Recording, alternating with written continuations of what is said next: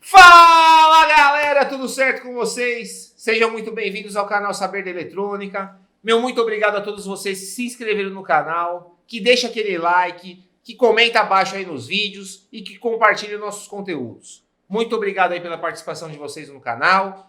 Não custa nada deixar aquele like pra gente, compartilhar nossos conteúdos para que a gente tenha motivação para fazer mais vídeo para vocês, galera. Então ajuda aí, dá uma força. Clica aí no like aí para divulgar nosso trabalho, beleza? Hoje eu quero fazer um vídeo para dar uma explicação de uma análise de uma placa de notebook Dell. Esse vídeo de hoje é um pouquinho do que a gente faz aqui no nosso curso de notebook. O curso está em andamento, mas já tem muitas aulas, que é um curso em parceria com a Instrutiva, meu amigo Celso. Domina muito a parte técnica de eletrônica, de qualquer tipo de circuito, então tem muita aula bacana sobre V-Core, sobre charger, sobre os circuitos de fontes secundárias. Temos aqui várias videoaulas de aulas práticas, defeitos que a gente pega, solucionando vários tipos de defeitos, ou mesmo quando não tem solução, a gente explica toda a análise que foi feita. Te interessa fazer o curso? Vou deixar o link abaixo. Te interessa esse assunto? Você já sabe. Vem comigo.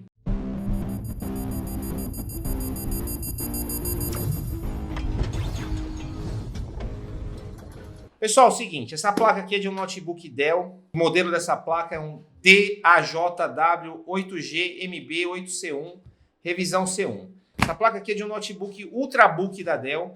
Esse modelo aqui é um modelo que apresentou muito defeito de série mesmo, né? Nessa fonte aqui da memória, que é responsável pela memória, na verdade esse daqui, tá?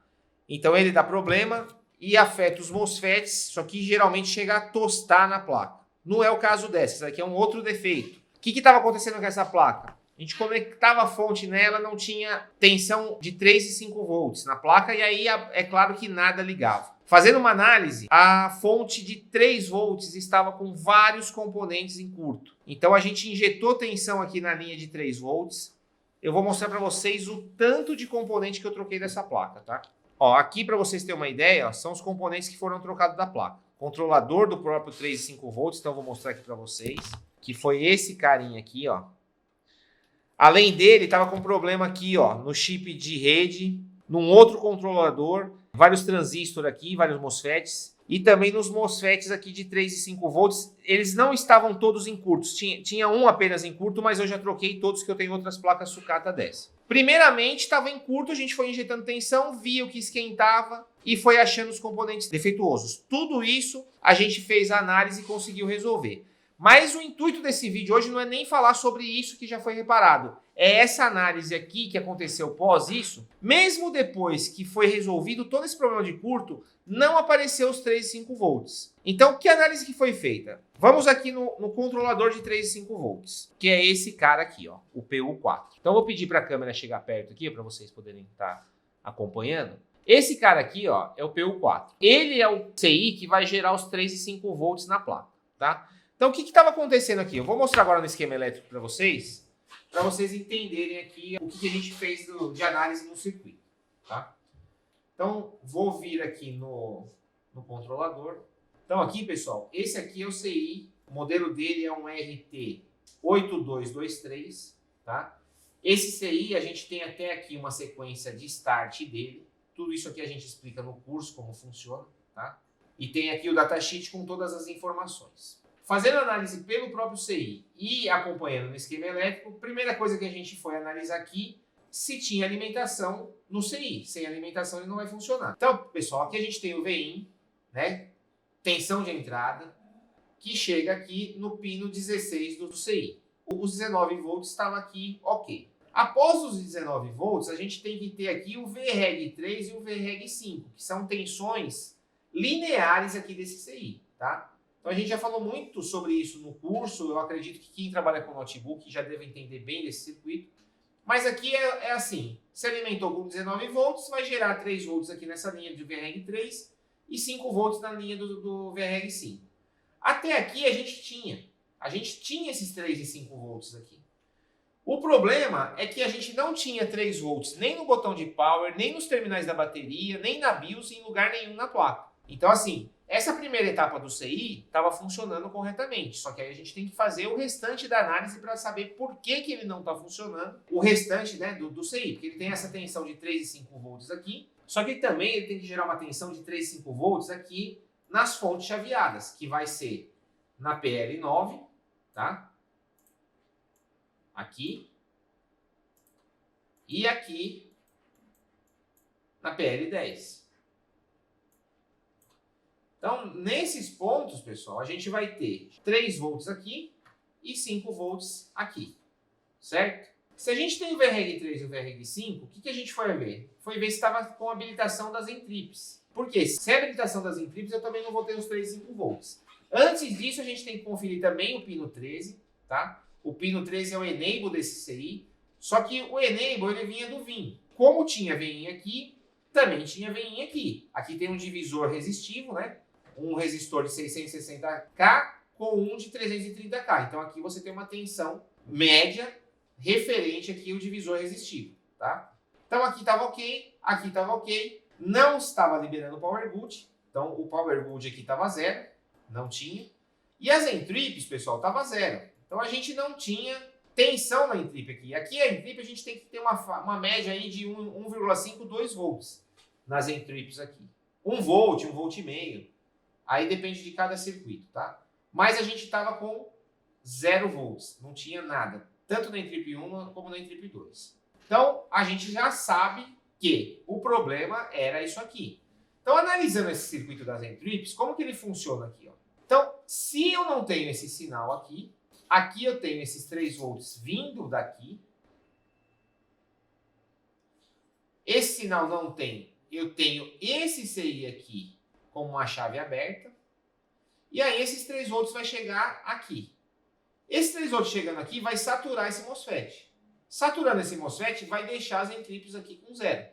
Então isso estava acontecendo tanto aqui como aqui.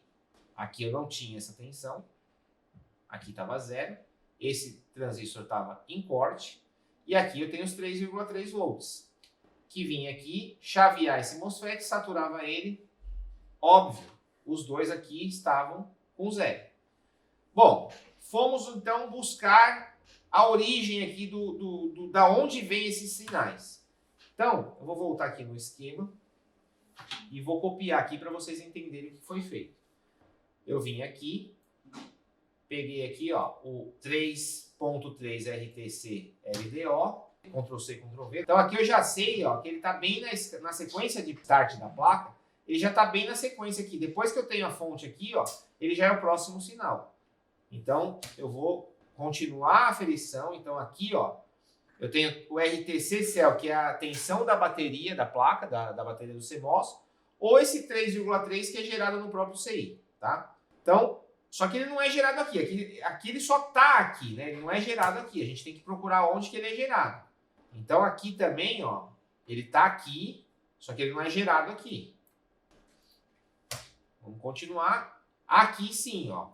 Então, nesse pino 18 aqui, ó, eu tenho essa tensão de 3,3. Não que ele seja gerado aqui, ele também está entrando aqui. Então, não é aqui que ele é gerado. Ele é gerado aqui, ó. O VREG3 que gera essa alimentação. Ok. Então, já sei que ele sai do pino 8. Esse CI estava com esses 3 volts. Esses 3 volts estavam chegando aqui. O problema é que não estava vindo a habilitação ALW_ON. Então eu tenho que checar esse sinal aqui.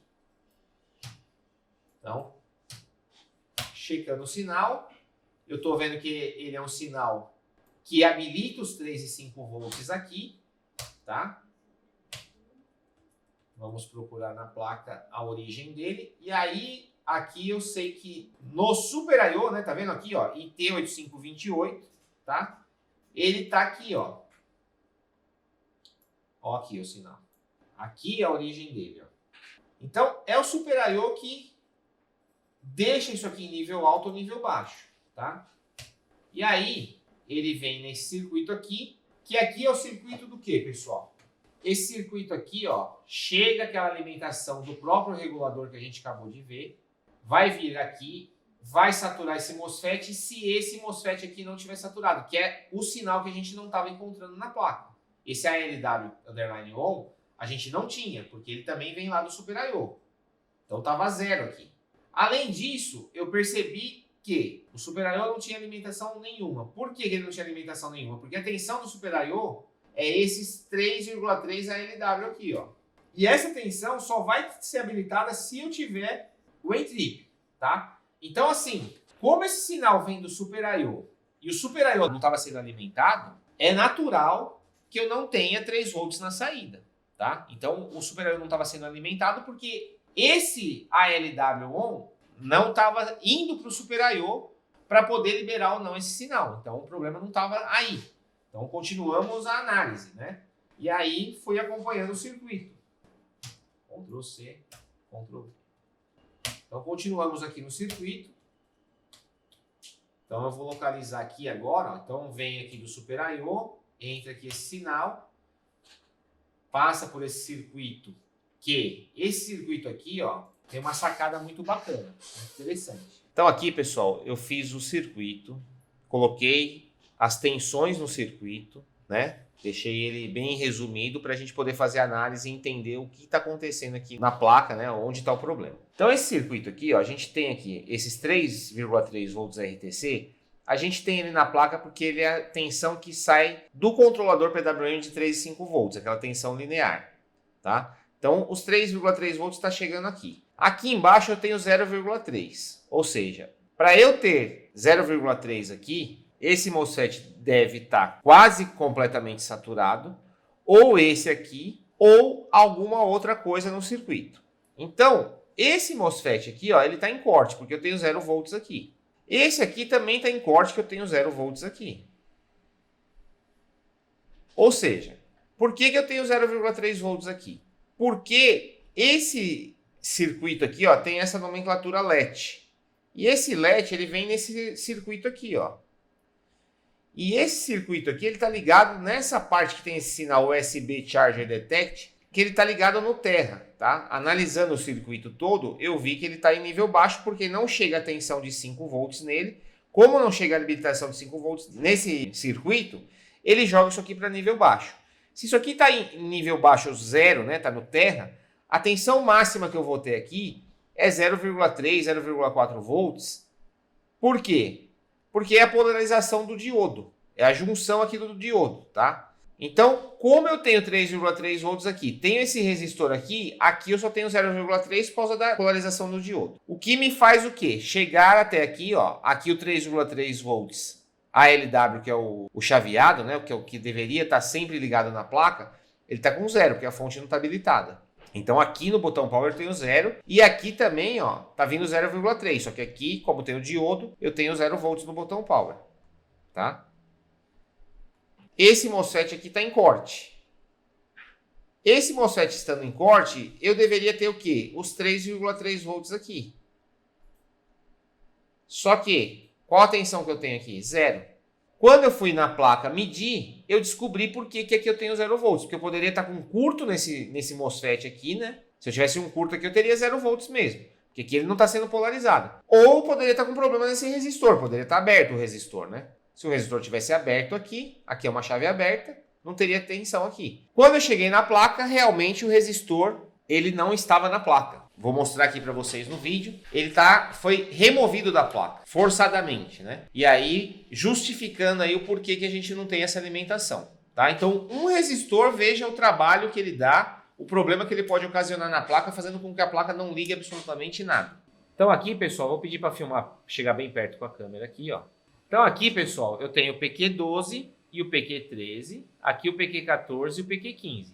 Esses daqui são os transistores que habilitando vai gerar as entrips ou não, né? Então, o que eu vou fazer? Eu vou dar um curto aqui no PQ15, no pino 3 com o pino 2, que foi o que a gente viu no esquema elétrico. E aí, eu vou ter que habilitar a tensão no pino 11 aqui do CI, que o pino 11 está aqui desse lado aqui, ó. Tá? Então, eu já vou ficar com o multímetro aqui na posição. Eu vou ligar aqui a placa. Então, pessoal, eu vou colocar aqui um multímetro no pino 20, tá? Do CI. E vou dar um curto aqui, ó, no pino 2 com o pino 3 desse MOSFET. Ó, então, eu dou o curto, ele dá 5,1 volts. Eu tiro o curto, ele vai para 0. Ó lá. Por que isso? Porque aqui eu estou conseguindo habilitar as entrips forçando. Se eu fizer isso no pino 11 aqui no outro CI, eu também vou conseguir os 3,3 volts. Então eu vou colocar o multímetro aqui, ó, no pino 11. Deixa eu ver o curto aqui no esquema. Então aqui, pessoal, eu vou dar um curto no PQ12, no pino 1 do pino 3, para jogar essa tensão aqui para 0. E aí eu vou cortar esse transistor aqui para habilitar a entrip aqui 2, que é para gerar os 3,3 volts. O que eu fiz aqui anteriormente é dar um curto aqui no pino 3 do pino 1, do PQ15, para habilitar essa entrip aqui que gerou 5 volts, tá? Então eu vou pegar no PQ12, entre o pino 3 e o pino 1, vou dar um curto, e aí eu vou no pino 11 fazer a ferição para ver se libera os 3,3, tá? Então aqui, pessoal, estou no pino 11, certo? E vou dar um curto aqui no PQ12. Pino 2 com o pino 3. Aí a tensão que eu tenho de 3,3 volts habilita. E aqui, ó, quando eu vim fazer a ferição do Q32, que é onde eu mostrei para vocês, ó, então vou pedir para a câmera chegar bem perto aqui. Então aqui, pessoal, está o Q32 e aqui está faltando o resistor. É um resistor de 100K aqui. Eu vou colocar esse resistor aqui e vamos voltar para ver se a placa volta a ter os 3 volts novamente.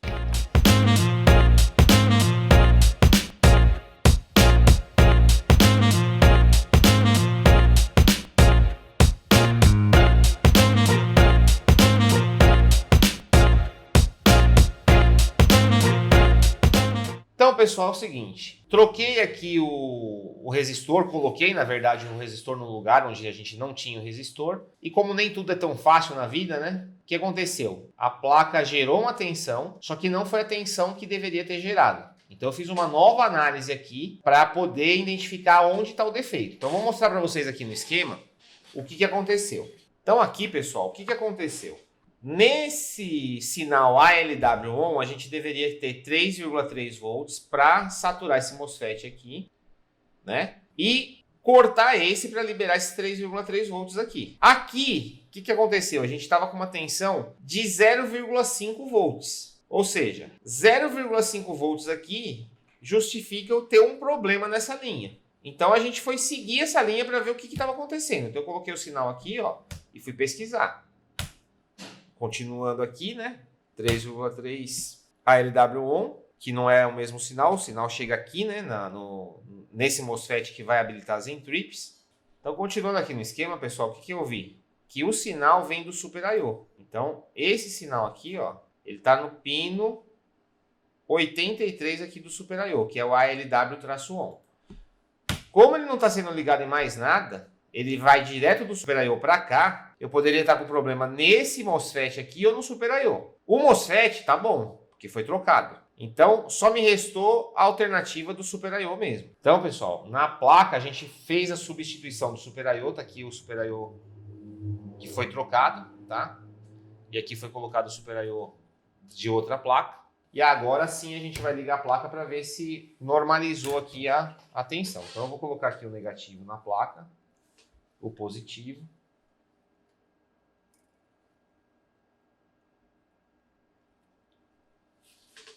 E vamos medir as tensões, né?